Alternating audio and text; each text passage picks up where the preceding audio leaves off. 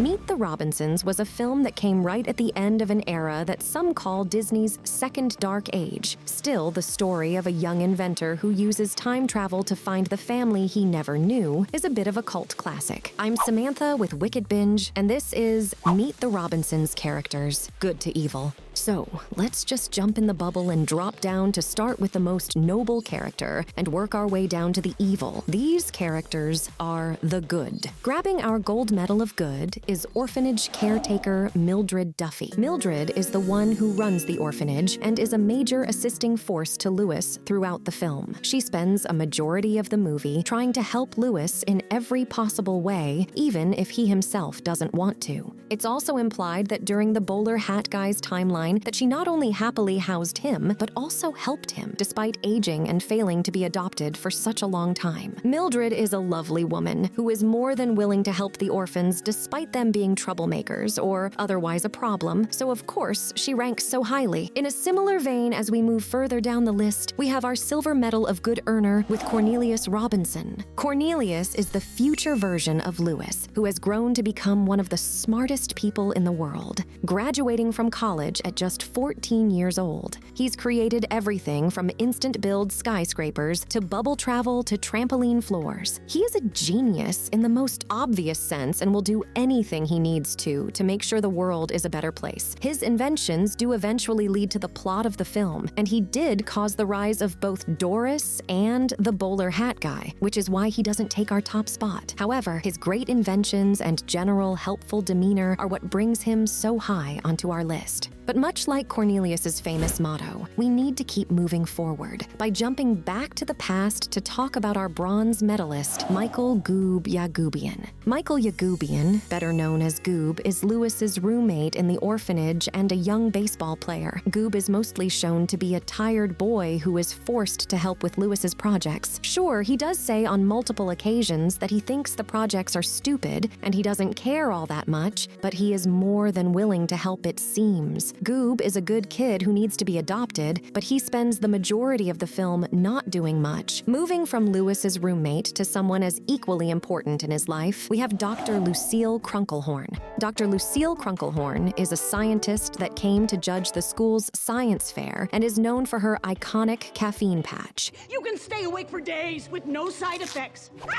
It turns out that in the future timeline, she is the mysterious Lucille that we see bits and pieces of, but she honestly doesn't do much here. What really gets her to rank so highly upon our list is simply the fact that she is more than willing to be a science fair judge for this school, but is quite optimistic towards every one of the projects, and especially Lewis. She is also more than willing to try out the memory scanner, despite it exploding just moments earlier to her. Lucille is a lovely woman who more than deserves her spot even before adopting Lewis, where she becomes a loving and caring mother towards this young orphan boy. Next, we have another similar character, Mr. Willerstein. Mr. Willerstein is Lewis's science teacher and one of the main judges at the science fair. Willerstein is a major character in Lewis's growth because he not only understands Lewis's scientific mind, he also knows he's trying his best. He allows Lewis to test his gadgets in class, despite obviously knowing they're keen to explode. Heck, he doesn't even stop him from stealing school property for his machine. At the science fair, he does show concern for the device's failure, but he trusts Lewis and his judgment. Even after the explosion, he's willing to let Lewis try again after taking the proper precautions. Let's round out our good section with a character who is very important to Lewis's growth as a character, none other than Lewis himself. Lewis is the protagonist of the film, so it makes sense as to why he lands in our good section. He's an orphan and has had almost 130 adoption interviews, failing each one due to his age and the fact that his inventions have a tendency to explode. After creating the memory scanner, he's brought to the future where he finds his eventual family and spends the rest of the film fighting for this future. He also tries to help the bowler hat guy get a real family after the events of the movie. However, while he is a good kid for the most part,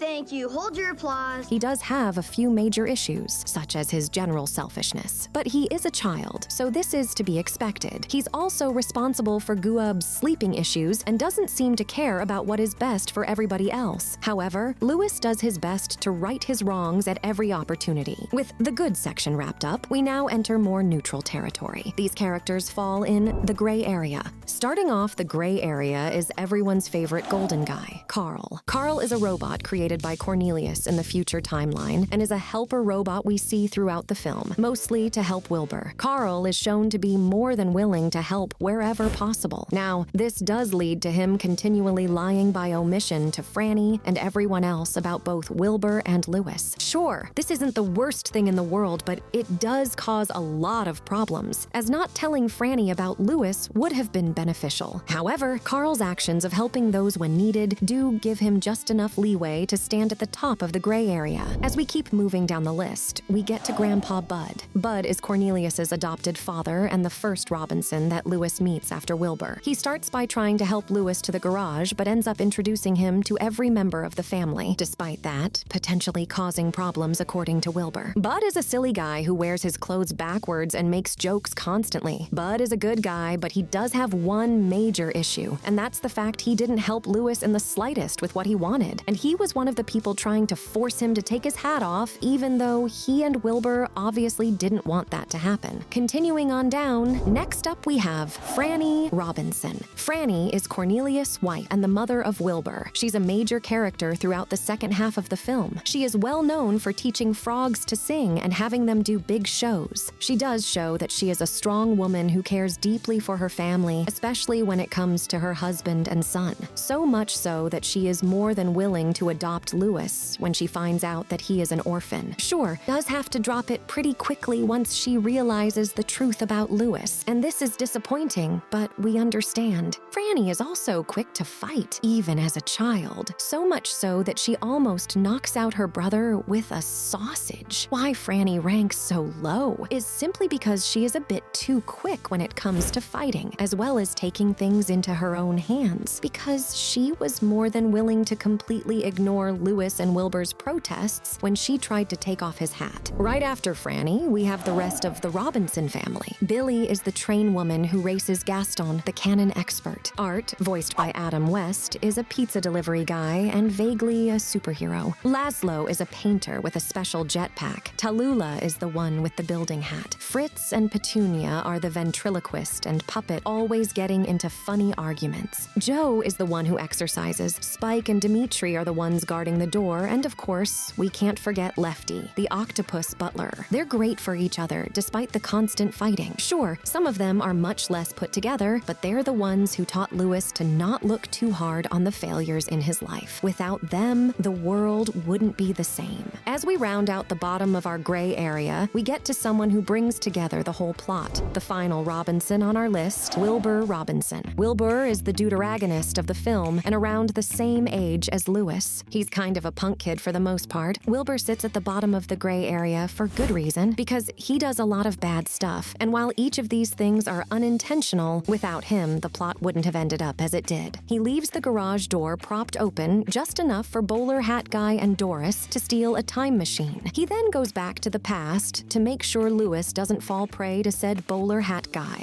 He continually lies to Lewis to try and make him do what he wants, including take him to see his mom. You promised what? Where he later says out loud that he was never going to do it. Wilbur constantly messes with things in the time stream, including in the video game, but he does try his hardest to set things right when he can. With the gray area wrapped up, we now enter the dark side. These characters are the bad to evil. Starting off our bad to evil section is the least of the villainous characters, Tiny. Tiny, the T-Rex, is pulled from the past by the Bowler Hat Guy. He is controlled by a mini Doris to hunt down Lewis. Now, Tiny is a giant T-Rex and isn't particularly smart. In fact, he's said to have a puppy-like demeanor. Now, initially, Tiny does try to eat Lewis despite the control of mini Doris. Tiny is working mostly on instinct and mind control, so we can't hold it against him too much. But as we move from instinct to someone who is bad both with and without the hat, we have none other than Frankie earning our bronze medal of evil. Frankie is a frog and Franny's star pupil. Ring-a-ding-ding.